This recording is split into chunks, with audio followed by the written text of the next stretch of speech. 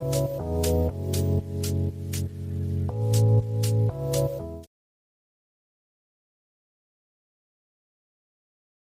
Friends, I am Manish और आप सबका बहुत बहुत स्वागत है हमारे YouTube channel study with Manish Pandey पर। दोस्तों, सबसे पहले आप सबको हैप्पी न्यू ईयर। मैं उम्मीद करता हूं आप लोग ठीक होंगे, अच्छा होंगे। ईश्वर से मैं प्रार्थना करता हूं कि आप इस नए साल में स्वस्थ रहें, मस्त रहें और सफलता की नई सीढ़ियां चढ़ते जाएं। आज का टॉपिक है हिस्ट्री ऑफ इंग्लिश लैंग्वेज। जैसे किसी व्यक्ति का, समाज का, देश का अपना इतिहास होता है, उसी तरह से भाषाओं का भी अपना इतिहास होता है। आज के डेट में अगर देखा जाए तो दुनिया भर में 7,000 भाषाएं हैं और उन 7,000 भाषाओं में अगर बोलने वाले लोगों के आधार पर देखा जाए तो अंग्रेजी नंबर 1 पर है। इसको बोलने वाले दुनिया भर में लगभग 1.5 बिलियन लोग हैं। दूसरे नंबर पर मंडेरिन चाइनीज है, जिसको बोलने वाले 1.1 बिलियन है। तीसरे नंबर पर हमारी मातृभाषा अर्थात हिंदी है, जिसको बोलने वाले 600 मिलियन है। चौथे नंबर पर स्पेनिश और पांचवें नंबर पर अरेबिक है, जिसको बोलने वाले लोग क्रमशः 500 मिलियन और 400 मिलियन है। एक समय था कि मंडेरिन चाइनीज कुछ साल पहले ही, आज से 8 साल 10 साल पहले ही तक मंडेरिन चाइनीज नंबर 1 पर हुआ करती थी, लेकिन अब नंबर 1 पर इंग्लिश है।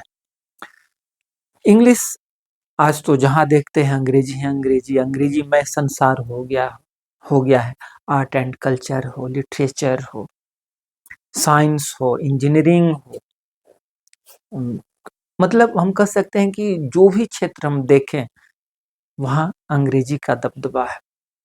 लेकिन हमेशा ऐसा नहीं था। एक समय था जब दुनिया में संस्कृत भाषा, लैटिन, ग्रीक, पर्शियन, ये सब जो भाषाएं थी अपना झंडा बुलंद किए हुए थी। संस्कृत को तो देव भाषा कहा जाता था, लैटिन भाषा को वर्ल्ड लैंग्वेज का मतलब उसको कहा जाता था कि वर्ल्ड लैंग्वेज है, इंटरनेशनल लैंग्वेज है, ऐसा कहा जाता था। और जब ये सभी भाषाएं जिनकी चर्चा भी मैं किया, जब ये अपने क्लाइमेक्स पर थी, उस समय तो इंग्लिश भाषा का जन्म तक नहीं हुआ था। आप सोच सकते हैं, वो सब भाषाएं, संस्कृत हो या पर्शियन हो, लैटिन हो, ये सब तो कई 1,000 साल पुरानी है, जबकि अंग्रेजी तो लगभग 1,500 साल पहले का इसका अपना ये है। तो अंग्रेजी बहुत तेजी से प्रोग्रेस की, आगे बढ़ी। और जब कोई भाषा बहुत तेजी से आगे बढ़ती है या कुछ भाषाएं ही तेजी से आगे बढ़ती हैं, तो कुछ भाषाएं बहुत पीछे भी रह जाती हैं। भाषाओं के लिए 2 शब्द यूज किया जाता है, एक होता है डेथ ऑफ अ लैंग्वेज और एक्सटिंक्शन ऑफ अ लैंग्वेज।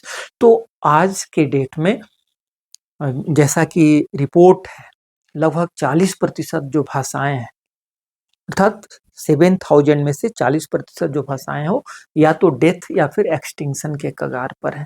अर्थात इसको अगर देखा जाए तो हम कह सकते हैं कि मोर देन 2,500 लैंग्वेज दुनिया में ऐसी हैं जो कि इंडेंजर्ड कंडीशन में है, खतरा से गुजर रही है। और इसके पीछे कारण क्या है? इन सब के पीछे एक बहुत बड़ा कारण है ग्लोबलाइजेशन, अर्बनाइजेशन और dominance of a few language over other languages. Globalisation के चलते कुछ भाषाएं तो बहुत तेजी से बढ़ रही हैं, लेकिन बहुत सारी भाषाएं जिनको बोलने वाले कम लोग हैं, वो दम तोड़ रही हैं।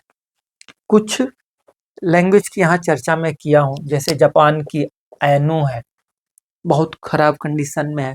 वो, जो कि भारत के अंडमान आइलैंड्स में बोले जाने वाली ये भाषा थी, जिसको बोलने वाले अंतिम व्यक्ति थे बोआ सीनियर, जिनकी मृत्यु 2010 में हो गई और उन्हीं के साथ ये भाषा भी समाप्त हो गई। इसके बाद है यूके की कॉर्निश भाषा, जो कि एक केल्टिक भाषा है। केल्टिक भाषा क्या होती है मैं आगे बताऊंगा। तो ये भी इंडेंजर्ड कंडीशन में है। यूएसए की एक यूची भाषा है, ये भी। तो ये तो 2-4 का मैं नाम लिखा हूँ। जो भाषा वैज्ञानिक हैं उनका कहना है कि लगभग 40% ऑफ जो लैंग्वेजेस है they are in endangered condition. ठीक है, तो हम लोग को आज देखना है अंग्रेजी भाषा। अंग्रेजी भाषा के बारे में जानेंगे। तो सबसे पहले हम देखते हैं periods in the history of English. कैसे अंग्रेजी का जन्म होता है, कैसे ये फलती फूलती है, कैसे आज तक की स्थिति में पहुंचती है। तो periods in the history of English जो है उसमें इंग्लिश लैंग्वेज, तो इसमें हम देखें तो मुख्य रूप से तो तीन ही पीरियड है। एक है ओल्ड इंग्लिश पीरियड जो 449 एडी से 1066 एडी तक का है, और दूसरा जो पीरियड है वो मिडिल इंग्लिश पीरियड है जो कि एडी 1150 से 1500 तक चलता है, माने जाता है। आप यहाँ देख सकते हैं कि यहाँ गैप भी है।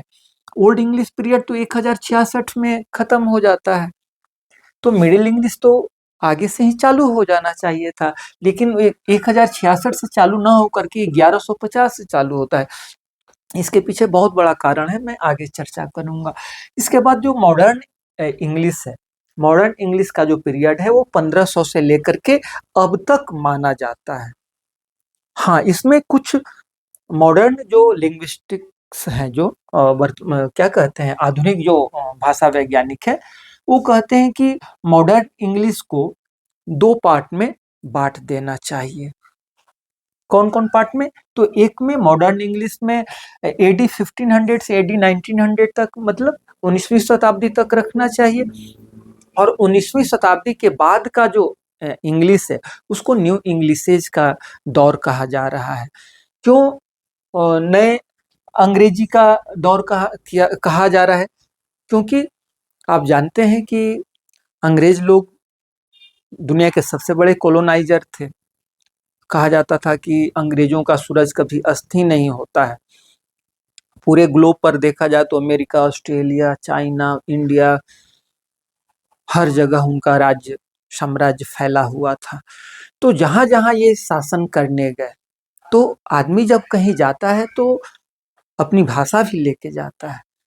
तो वहां वहां अंग्रेजी फैली, और जब वहां से वो वापस आ गए, जब कोलोनाइजेशन खत्म हो गया, वो देश जब आजाद हो गए, तो भाषा तो वहां अंग्रेज लेकर गए थे, लेकिन आए तो वहां अंग्रेजी तो छोड़ करके ही आए। वहां का जो शासन था, प्रशासन था, पढ़ाई लिखाई था, एकेडमिक्स जो था, वहां तो अंग्रेजी थी। तो वहां अंग्रेजी थी, और वहां क्या जो लोग नेटिव लोग थे, जब उसको यूज करना चालू किए तो मिक्सअप हुआ। जैसे भारत है तो भारत में भी अंग्रेजी है, लेकिन भारत में अन्य भाषाएं भी हैं। तो अंग्रेजी में कुछ मिक्सिंग हुआ। उसी तरह से अमेरिका में भी हुआ, उसी तरह से ऑस्ट्रेलिया में भी हुआ, उसी तरह से कनाडा में भी हुआ। तो उसके चलते जो एक इंग्लिश था वो इंग्लिशेज का रूप धारण कर लिया। और यही कारण है कि आज हम देखते हैं Indian English, American English, Australian English, Canadian English. तो इन्हीं सब चीजों के चलते, और उन सब में ऐसा नहीं कि कोई बहुत ज्यादा आमूलचूल अंतर है, हल्का फुल्का अंतर है, लेकिन है। तो उसकी उसी के चलते 19वीं शताब्दी के बाद का जो समय है वो न्यू इंग्लिशेज का दौर कहा जाता है। ठीक है, आज हम लोग देखने वाले हैं ओल्ड इंग्लिश। एक दिन हम लोग देखेंगे ओल्ड इंग्लिश, एक दिन देखेंगे मिडिल, एक दिन देखेंगे, चूंकि लंबा टॉपिक है मैं तो नटसेल में ही बताने का प्रयास करूंगा। तो सबसे पहले ओल्ड इंग्लिश को देखते हैं। ओल्ड इंग्लिश पीरियड जो है 449 से लेकर के 1066 तक का है, और ये दोनों जो वर्ष हैं 449, 449 और 1066, ये दोनों बहुत इंपॉर्टेंट है। ये 449 ईयर क्यों इंपॉर्टेंट है? क्योंकि इसी साल जर्मनी और आसपास के कुछ एरिया के जो ट्राइब्स थे, लड़ाकू जनजाति जो थे, वो उस समय के जो ब्रिटेन था उस ब्रिटेन पर अटैक किए। और वो चूंकि जर्मेनिक ट्राइब्स, जिसमें एंगल्स थे, सैक्सन थे, जूट्स थे, ये वारलाइक पीपल थे, योद्धा टाइप के लोग थे, बहादुर लोग थे। तो ब्रिटेन के तत्कालीन ब्रिटेन के कुछ पार्ट पर अपना साम्राज्य फैला लिए, और वो किस साल ये चालू किए? 449 में चालू किए, यानी 449 में ही वो ब्रिटेन में आ गए। एंगल्स, सेक्शंस और जूट्स। तो इसलिए एक इम्पोर्टेंट हो गया। और ये 1066 जो वर्ष है वो क्यों इम्पोर्टेंट है? क्योंकि इस साल नॉर्मन कॉन्क्वेस्ट होता है। Norman conquest means French invasion होता है उस ब्रिटेन पर, और वहां वो लोग अपना साम्राज्य कायम करते हैं। तो ठीक है, उन सब की चर्चा करेंगे। तो सबसे पहले हम देखते हैं कि 449 में जो पीपल, जो कि वार लाइक पीपल है, ट्राइब है, जनजाति हैं, और वो कितने थे? वो 3 थे, एंगल्स, सैक्सन और जूट्स। ये इन्वेजन करते हैं और जाकर के वो अधिकार कर लेते हैं मेनलैंड ब्रिटेन पर 449 में। और ये लोग कहाँ के थे?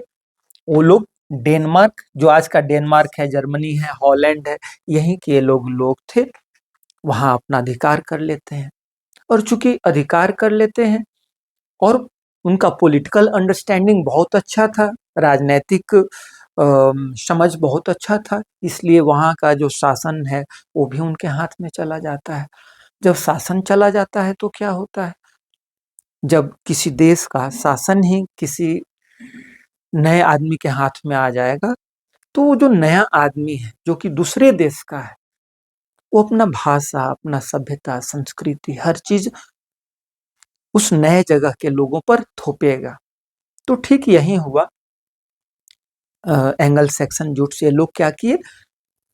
पहले जो कि ब्रिटेन में केल्टिक भाषा बोली जाती थी, जिस पर लैटिन भाषा का बहुत ज्यादा प्रभाव था, वो प्रभाव अब धीरे धीरे कम होने लगा। और इन लोगों की जो अपनी भाषा थी, जो कि ये लोग जर्मैनिक भाषा बोलते थे, या उसको ट्यूटोनिक लैंग्वेज भी कहा जाता है, जर्मैनिक या ट्यूटोनिक लैंग्वेज भी कहा जाता है, बोलते थे। तो ये वहां अब हावी होने लगी, केल्टिक भाषा पर हावी होने लगी। और केवल हावी ही नहीं होने लगी, ये जो इंग्लिश और इंग्लैंड जो शब्द है, वो भी उन्हीं लोगों के चलते अस्तित्व में आया। आप देख सकते हैं, यहाँ मैं लिखा हूं कि the word English has come from old English angle या एंगल। ये जो एंगल्स थे ना, उसी से शब्द बना है इंग्लिश।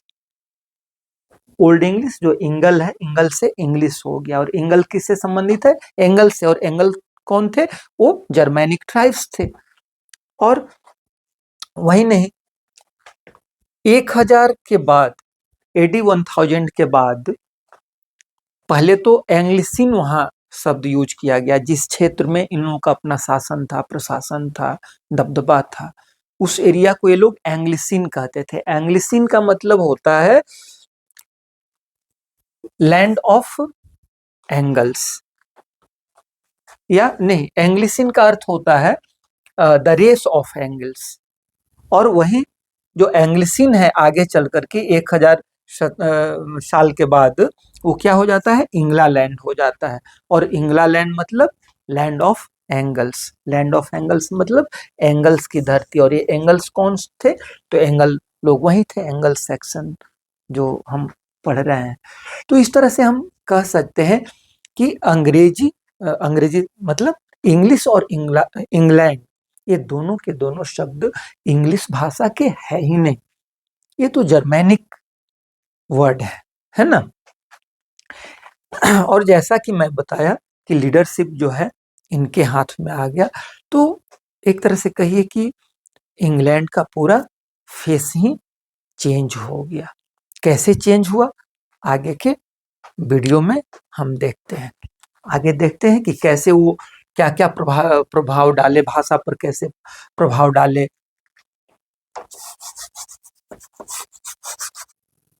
एंग्लो सैक्सन के पहले वहाँ केल्टिक लैंग्वेज बोली जाती थी। और केल्टिक लैंग्वेज यद्यपि आज तो मतलब न के बराबर रह गई है, या ऐसा कह सकते हैं कि कुछ शब्द ही हैं जो कि आज भी केल्टिक लैंग्वेज के हैं, जो कि देखने को मिलते हैं। जैसे कुछ नदियों का नाम हो, या फिर कुछ जगहों का नाम हो। जैसे आप सुने होंगे एवन नदी। एवन नदी, आप एक शब्द सुने होंगे स्ट्रैटफोर्ड अपॉन एवन। या स्ट्रैटफोर्ड ऑन एवन, जहाँ की विलियम शेक्सपियर का जन्म हुआ था। इसके बाद आप टेम्स का नाम सुने होंगे। टेम्स को कहा जाता है कि वो जैसे भारत में गंगा है उस तरह से इंग्लैंड में टेम्स है। तो एवन हो, टेम्स हो या ट्रेंट हो, ये सब जो नदियों का नाम है वो प्राचीन काल का है, केल्टिक पीरियड का ही है, जो कि आज भी यूज होता है। इसके बाद कुछ जगहों का नाम, जैसे लंदन, इंग्लैंड का जो कैपिटल है लंदन है, तो लंदन हो गया, केंट हो गया, डोवर हो गया, मैनचेस्टर हो गया, विंचेस्टर हो गया, वर्सेस्टर हो गया। ये सब जो शब्द हैं, प्लेस नेम्स हैं, और ये केल्टिक पीरियड से हैं और आज भी अर्थात मॉडर्न इंग्लिश में भी देखने को हमें मिलता है। इसके बाद हम देखते हैं characteristics of old English. Old English कैसी थी, उसकी खासियत क्या थी? तो देखिए, ओल्ड इंग्लिश जैसा कि आप देख रहे हैं कि केल्टिक ब्रिटेन था, केल्टिक ब्रिटेन से वो जर्मैनिक इंग्लैंड में वो चेंज हो रहा है, भाषा भी बदल रही है, शासन भी बदल रहा है। तो वहां हम एक स्टैंडर्ड लैंग्वेज की माने उम्मीद नहीं कर सकते हैं। वो जो ओल्ड इंग्लिश जो है उससे हम यह नहीं उम्मीद कर सकते हैं कि वो एक स्टैंडर्ड लैंग्वेज होगी। वह एक डायलेक्टिकल लैंग्वेज थी, अर्थात उसमें बहुत सारे डायलेक्ट्स थे। जैसे हम हिंदी में कहते हैं कि भोजपुरी है या मगही है या ये है, ये सब बहुत सारे डायलेक्ट्स हैं हिंदी के। तो ठीक उसी तरह से उसमें अंग्रेजी के बहुत सारे डायलेक्ट्स थे, यानी उस समय की जो अंग्रेजी थी डायलेक्टिकल थी। और उस समय 4 डायलेक्ट थे, मुख्य रूप से 4 थे। ऐसा मैं नहीं कह रहा हूँ कि केवल 4 ही थे, मैं यह कहना चाह रहा हूँ कि मुख्य रूप से 4 थे डायलेक्ट। एक केंटिस, दूसरा नॉर्थम्ब्रियन, तीसरा मर्सियन और चौथा वेस्ट सैक्सन। ये अलग अलग क्षेत्र हैं और उन क्षेत्रों में जो बोली जाती थी अंग्रेजी जिस तरह की, क्योंकि उस समय तो अभी अंग्रेजी का स्टैंडर्डाइजेशन हुआ नहीं था, मानकीकरण हुआ नहीं था, तो अलग अलग क्षेत्र की अंग्रेजी हल्की फुल्की अंतर के साथ बोली जाती थी। तो ये 4 डायलेक्ट्स थे ओल्ड इंग्लिश पीरियड में। कौन कौन? केंटिस, नॉर्थम्ब्रियन, मर्सियन और वेस्ट सेक्सन। इसके बाद हम देखेंगे कि जब मिडिल इंग्लिश पीरियड आता है तो इसमें से कुछ डायलेक्ट बचे रहते हैं, कुछ खत्म भी हो जाते हैं। इसी में से कुछ आगे चल करके क्या हो जाता है, जिसका मानकीकरण हो जाता है, जो कि मॉडर्न इंग्लिश के रूप में हम लोग देखते हैं। तो ठीक है, ये तो 4 ओल्ड इंग्लिश पीरियड के क्या थे, डायलेक्ट थे, जो कि आप मैप में भी देख सकते हैं, वीडियो में। तो आगे हम देखते हैं influences on old English. Old English पर प्रभाव किसका किसका पड़ा? तो हम ऐसा कर सकते हैं कि भाषा नदी की तरह होता है, भाषा व्यक्ति की तरह होती है। जैसे नदी जब आगे बढ़ती है तो अपने साथ बहुत सारा चीज अपने में समाहित करते जाती है। व्यक्ति जब एक जगह से दूसरे जगह जाता है तो बहुत सारे चीज को अपने साथ लेते जाता है। भाषा भी उसी तरह की होती है। जो भी उस भाषा के संपर्क में आता है वो उस भाषा से प्रभावित होता है और भाषा को भी प्रभावित करता है। तो सबसे पहला, ऐसे तो कई इन्फ्लुएंसेज हैं ओल्ड इंग्लिश पर, लेकिन मुख्य रूप से हम कह सकते हैं कि 2 इन्फ्लुएंसेज हैं। एक है लैटिन इन्फ्लुएंस और दूसरा है स्कैंडिनेवियन इन्फ्लुएंस। लैटिन इन्फ्लुएंस को आप रोमन इन्फ्लुएंस भी कह सकते हैं। तो कह रहे हैं कि 6ठी शताब्दी में क्रिश्चियनिटी का बहुत एक्सपेंशन हो रहा था, लिटरेसी रेट भी बढ़ रहा था और क्रिश्चियनिटी यानी ईसाई धर्म का प्रचार प्रसार हो रहा था। तो ईसाई मिशनरी जो लोग थे वो क्या कर रहे थे, ट्रांसलेशन का काम बहुत तेजी से करा रहे थे, ताकि उनका जो धार्मिक ग्रंथ है या उस तरह का जो भी उनसे धार्मिक लिटरेचर है वो अन्य भाषाओं में भी ट्रांसलेट हो, ताकि लोग पढ़ें, जाने, समझें, तब ना उनकी धर्म को एक्सेप्ट करेंगे। और उस समय आप तो जानते हैं कि लैटिन भाषा बहुत चरम पर थी। तो लैटिन भाषा जो थी उसके जो रोमन स्क्रिप्ट था वो ज़्यादा प्रभाव में था। तो अंग्रेजी जो कि पहले यूनिक अल्फाबेट में लिखी जाती थी, आप इस फोटो में देख सकते हैं कि यूनिक अल्फाबेट कैसा होता था। आज का जो अल्फाबेट है और यूनिक अल्फाबेट में आप साफ अंतर देख सकते हैं। तो यूनिक अल्फाबेट के जगह पर आ गया रोमन अल्फाबेट। हम आज का जो अंग्रेजी पढ़ते हैं, देखते हैं, वो यूनिक अल्फाबेट वाली अंग्रेजी नहीं है। और यही कारण है कि जो ओल्ड इंग्लिश पीरियड के जो अंग्रेजी थी वो completely different from today's English. आज की अंग्रेजी से जो ओल्ड इंग्लिश वाली जो अंग्रेजी थी कम्प्लीटली डिफरेंट थी। क्यों डिफरेंट थी? क्योंकि यूनिक अल्फाबेट यूज किया जाता था। आज जो हम अंग्रेजी में यूज करते हैं वो रोमन अल्फाबेट होता है। दूसरा होता है कि उसमें शब्द भी अलग होते थे, स्ट्रक्चर भी अलग होते थे। आज कुछ यूनिक अल्फाबेट्स को हम विपन्स पर देख सकते हैं, जो पुराने विपन्स हैं, हथियार वगैरह हैं, टांगी, भाला, गणास, इस तरह के जो हैं, उस पर आज भी देखने को मिलते हैं, म्यूजियम में देखा जा सकता है।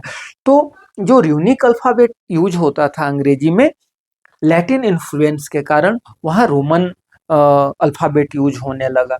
और वही नहीं, इसी पीरियड में हम देखते हैं कि कुछ फ्रेंच लेटर्स भी ऐड हो जाते हैं अंग्रेजी में। आज जो हम लोग ABCDEFGH पढ़ते हैं उसमें हम देखते हैं कि Q है, W है, J है। ये सब अंग्रेजी के लेटर नहीं है, ये सब के सब फ्रेंच लेटर हैं जो कि ओल्ड इंग्लिश पीरियड में ऐड किए गए। ये कैपिटल Q है, स्मॉल Q है, कैपिटल W है, स्मॉल W है, कैपिटल J है, ये स्मॉल J है। ठीक है, तो ये सब है। कुछ लैटिन वर्ड्स जिसको हम लोग लैटिन बोरोविंग्स इन इंग्लिश भी कहते हैं। बोरोमेंट्स होता है उधार लेना। तो जब कोई भाषा अभी डेवलप्ड नहीं रहती है तो उसको क्या करना पड़ता है, जो अपने से ज्यादा संपन्न भाषा है उससे कुछ उधार लेना पड़ता है। जैसे कि आज हिंदी में हम देखते हैं, हम लोग यूज करते हैं, ट्रेन यूज करते हैं, टेबल यूज करते हैं, प्लेन यूज करते हैं, मोबाइल यूज करते हैं, या बहुत सारे शब्द यूज करते हैं, वो तो हिंदी के अपने हैं नहीं। कफन यूज करते हैं, कफन तो हिंदी का है नहीं, है ना। तो उसी तरह से बहुत सारे ऐसे शब्द हैं जो कि लैटिन भाषा के हैं, जो कि अंग्रेजी में आए हैं। वो मिलिट्री से रिलेटेड शब्द थे, एग्रीकल्चर से रिलेटेड शब्द थे, रिलीजन से रिलेटेड शब्द थे। वो शब्द देखते हैं, यहाँ कुछ ही मैं लिखा हूं, यद्यपि इससे बहुत ज्यादा हैं ये। नन, पृष्ठ, पुजारी, हेवन, आसमान, हेवन आसमान, सॉरी, हेवन माने स्वर्ग, सीन, पाप, God, history, school, master, cucumber, tiger, ये सब आप देख सकते हैं। कुछ फेमस वर्ड्स को मैं, कुछ कॉमन वर्ड्स को मैं लिखा हूं, और ये जितने यहाँ ब्लैक्स में मैं लिखा हूं ये सब के शब्द लैटिन वर्ड है, न कि अंग्रेजी वर्ड है, जो कि ओल्ड इंग्लिश पीरियड में आए। इसके बाद जो दूसरा बहुत बड़ा इन्फ्लुएंस ओल्ड इंग्लिश पर हम देखते हैं वह है स्कैंडिनेवियन इन्फ्लुएंस। स्कैंडिनेवियन पीपल कौन थे? उनको वाइकिंग भी कहा जाता है। वे लोग बहुत बहादुर योद्धा टाइप के लोग थे, सी फेरर थे, समुद्री मार्ग से आए, उनको वाइकिंग भी कहा जाता है। और ये कब आए थे? 8वीं शताब्दी के मध्य से 11वीं शताब्दी के प्रारंभ तक का जो पीरियड है वो स्कैंडिनेवियन पीरियड या वाइकिंग एज कहा जाता है अंग्रेजी में। ये लोग आए और ये कहाँ के रहने वाले थे? मुख्य रूप से नॉर्वे, स्वीडन और डेनमार्क के रहने वाले थे। नॉर्वे, स्वीडन और डेनमार्क के रहने वाले लोग थे, बहादुर लोग थे।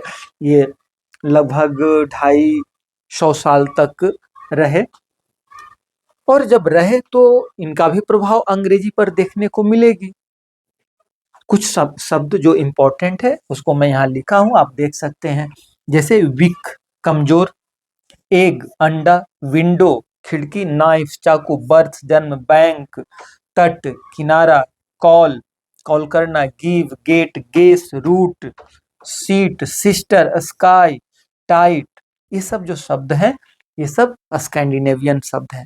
इनको Scandinavian loan words in English कहा जाता है, या इसको स्कैंडिनेवियन इन्फ्लुएंस कहा जाता है। यही नहीं, सबसे बड़ी बात है, ये न केवल नाउन को प्रभावित किए बल्कि प्रोनाउन को भी प्रभावित किए। जो ओल्ड इंग्लिश प्रोनाउंस था उसको भी प्रभावित किए। आज हम लोग धड़ल्ले से यूज करते हैं दे, देयर, देम, ये सब स्कैंडिनेवियन वर्ड्स हैं, न कि इंग्लिश वर्ड्स हैं। लेकिन आज तो हम लोग को लगता है ना कि ये सब के सब इंग्लिश वर्ड हैं।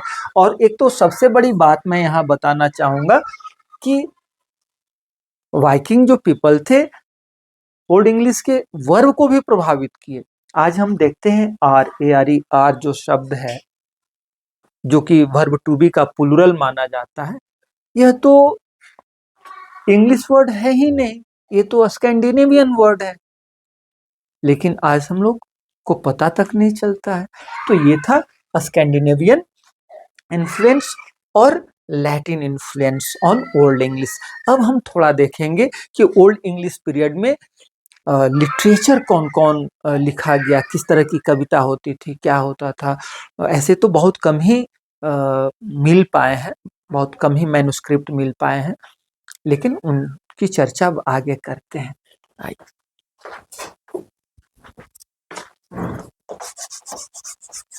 ओल्ड इंग्लिश पीरियड के जो लिटरेचर्स हैं आज के समय बहुत ही कम उपलब्ध हैं।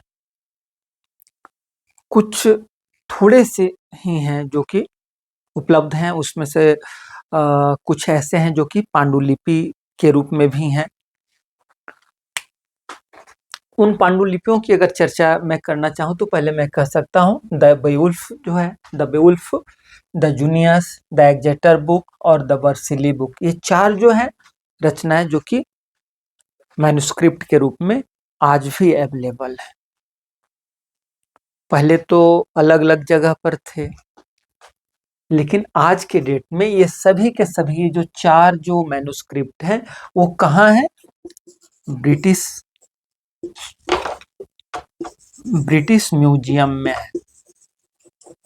कहाँ है? ब्रिटिश म्यूजियम में है।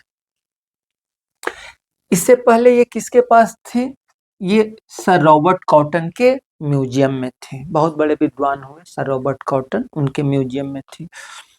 और एक बार ऐसा हुआ कि इनके म्यूजियम में आग लग गई और बहुत मुश्किल से ये मैन्युस्क्रिप्ट बच पाए। इसमें से हम अगर देखें, बहुत सारा तो जल भी गया था। द बेवुल्फ जो है, जिसको ओल्ड इंग्लिश पीरियड का सबसे प्राचीन पोएम कहा जाता है, सबसे ओल्डेस्ट पोएम कहा जाता है, इसका जो मैन्युस्क्रिप्ट का साइड से चारों कोना पर आप देख सकते हैं कि वो जला हुआ है ब्रिटिश म्यूजियम में, जो आज भी अवेलेबल है। वो साइड से थोड़ा थोड़ा जला हुआ है। बेवुल्फ जो है बहुत ही इम्पोर्टेंट टॉपिक है, चाहे टीजीटी पीजीटी हो या यूजीसी नेट हो, उसके ख्याल से बीपीएससी हो उसके ख्याल से। बेवुल्फ जो है एक बहुत ही brave and strong young person रहता है, और वो एक ग्रिंडल नामक मॉन्स्टर से लड़ता है। क्यों लड़ता है? क्योंकि उस समय जो डेन्स के राजा थे हरोथगर, उसको वो ग्रिंडल नामक जो दैत्य है, जो मॉन्स्टर है, बहुत परेशान करता है। वहाँ अर्थात जो रोतगर का जो शासन था, जो साम्राज्य था, वहाँ बेवुल्फ जाता है और उस मॉन्स्टर को मारता है। मॉन्स्टर के मारे जाने के बाद उसकी माँ भी आती है, फाइट करती है, वो भी अंत में समाप्त होती है। इसके बाद एक और दैत्य से इसकी लड़ाई होती है, और वो लड़ाई इसके जीवन की अंतिम लड़ाई होती है। यद्यपि ये जीत जाता है, बट इतना वाउंडेड हो जाता है, इतना घायल हो जाता है कि फाइनली ही डाइज।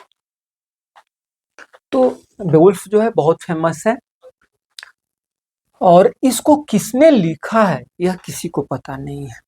बेवुल्फ जो कि सबसे बेस्ट रचना मानी जाती है, सबसे ओल्डेस्ट रचना मानी जाती है, but who has retain this poem, और यह पोएम लगभग 3500 लाइन के आसपास की है, लेकिन इसको कौन लिखा है किसी को पता नहीं है। तो ठीक है, जूनियस है। एक जो एग्जेटर बुक है, यह एग्जेटर कैथेड्रल से 1050 ईस्वी में उपलब्ध हुई थी, जबकि जो वर्सिली बुक नामक जो मैन्युस्क्रिप्ट है, वो 1822 ईस्वी में मिलान नामक स्थान से प्राप्त हुई थी।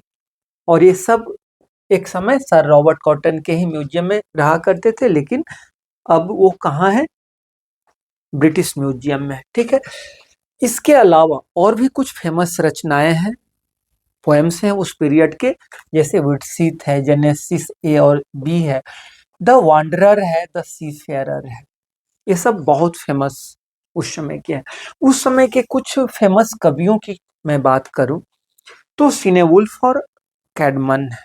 सिनेवुल्फ को तो कहा जाता है कि जो भी लिखा है द बेवुल्फ, अर्थात वो तो पता नहीं है कि बेवुल्फ को किसने लिखा है, लेकिन बेवुल्फ को जो भी लिखा है उस कवि के जस्ट बाद सेकेंड रैंक में माना जाता है सिनेवुल्फ को। बहुत फेमस पोएट हुए। इसके बाद एक चीज हम देखना चाहेंगे, यहाँ contribution of king Alfred. Old English literature की बात हो, ओल्ड इंग्लिश लैंग्वेज की बात हो और किंग अल्फ्रेड की बात ना हो, तो ऐसा ही समझिए जैसे कि पूरे आसमान की आप चर्चा कर दिए और चांद की चर्चा ही नहीं किए, सूरज की चर्चा ही नहीं किए। किंग अल्फ्रेड तो राजा थे, लेकिन केवल राजा नहीं थे। किंग अल्फ्रेड के शासनकाल को गोल्डन पीरियड कहा जाता है, केवल इसलिए नहीं कि बहुत महान शासक थे, बहुत न्यायप्रिय शासक थे, बहुत अच्छे शासक थे, बल्कि इसलिए भी कि साहित्यिक दृष्टिकोण से देखा जाए तो इनका कंट्रीब्यूशन बहुत बहुत ज्यादा है। उस समय ट्रांसलेटर बहुत कम थे। ट्रांसलेटर को अलग अलग जगहों से ये राजा बुलवाए अपने यहाँ, और जो जो फेमस राइटिंग हुआ करती थी उस जमाने की, चाहे दूसरी भाषा की ही क्यों ना हो, उसको अपने भाषा में ट्रांसलेट करवाने का काम किए। और केवल करवाए ही नहीं, बल्कि वो खुद स्कॉलर भी थे। बहुत सी रचनाओं का स्वयं ट्रांसलेशन किए। कुछ अलग विद्वानों के द्वारा जो ट्रांसलेट किया गया उनका प्रीफेस भी लिखे। यहाँ 4 जो बहुत फेमस रचना है जिसका ये ट्रांसलेट किए हैं उसकी मैं चर्चा किया हूँ। पोप ग्रेगरी का जो पेस्टोरल केयर है इसको भी ट्रांसलेट किए। पॉलस ओरोसियस की जो यूनिवर्सल हिस्ट्री है उसको भी ट्रांसलेट किए। और ये बीड्स का जो हिस्ट्री है इसको कौन नहीं जानता है, ये तो जग जाहिर है। बीड्स का जो एक्लेजियास्टिकल हिस्ट्री है इसका भी ये ट्रांसलेशन किए। और बोथियस का जो concerning the consolation of philosophy नामक फेमस बुक है, इस पुस्तक को भी वो ट्रांसलेट किए। तो ये रहा आज का हमारा old English language, old English literature. आगे हम लोग पढ़ेंगे मिडिल इंग्लिश लैंग्वेज को, फिर मॉडर्न इंग्लिश लैंग्वेज को पढ़ेंगे। आज का वीडियो बहुत ही इम्पोर्टेंट वीडियो है और आप देखिएगा, मुझे उम्मीद है कि आप सबको बहुत बढ़िया लगेगा। आप चाहे तो स्क्रीनशॉट ले सकते हैं, और वीडियो अगर बढ़िया लगे तो इसे जरूर शेयर कीजिए, सब्सक्राइब कीजिए, लाइक कीजिए। ठीक है, तो आज का वीडियो देखने के लिए आप लोगों को बहुत बहुत धन्यवाद। Thank you.